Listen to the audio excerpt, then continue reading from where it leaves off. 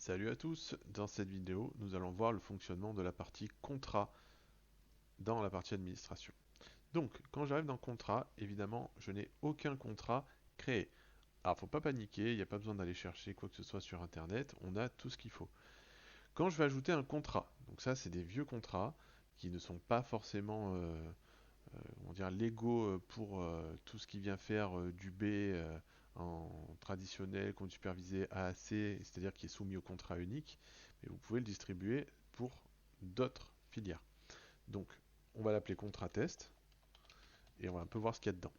Donc, on a le titre et on est dans un éditeur de texte. Par exemple, si j'ai envie de dire que c'est le A2, je peux changer, il n'y a pas de problème, ça va s'adresser au permis A2. Ensuite, vous voyez là les informations avec des espèces de cases qui sont là. Donc ça, c'est les informations que le logiciel va aller chercher. Donc le nom de l'auto-école, l'agrément de l'auto-école, l'adresse, le SIRET, etc. Donc ce qu'on a configuré dans le bureau.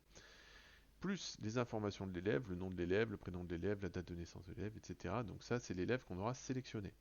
Et enfin, là, le prestation tab, c'est le détail des prestations qu'on vend à l'élève. Donc ça va créer un tableau avec toutes les prestations qui sont dedans, si on vend un forfait ou à l'unité, etc.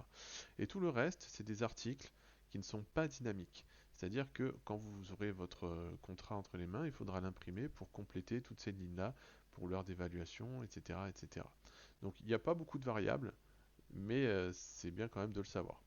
Bref, quand on le valide, notre contrat va venir se mettre là. Nous, on l'a appelé le contrat custom, c'est-à-dire qu'il est customisable, c'est-à-dire qu'on peut changer un petit peu des trucs. Attention quand même de ne pas enlever trop de lignes pour pas que ça devienne un contrat abusif, comme quoi vous remboursez jamais un élève, etc.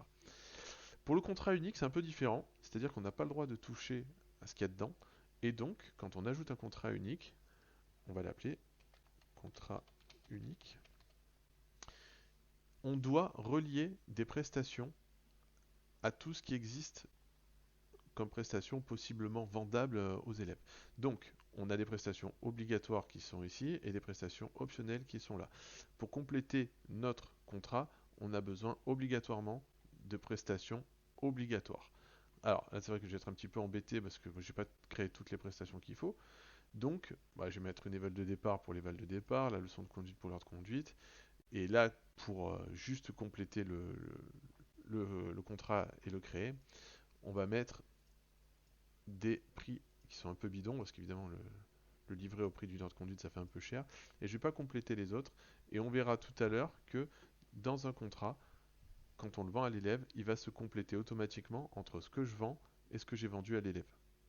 Donc là je crée, mon contrat unique apparaît, donc là il y a une petite légende quand même qui nous permet de savoir à quel type de contrat on a affaire, et quand mon élève s'inscrira, j'aurai le choix entre mes deux contrats qui existent de lui attribuer un tel ou un tel.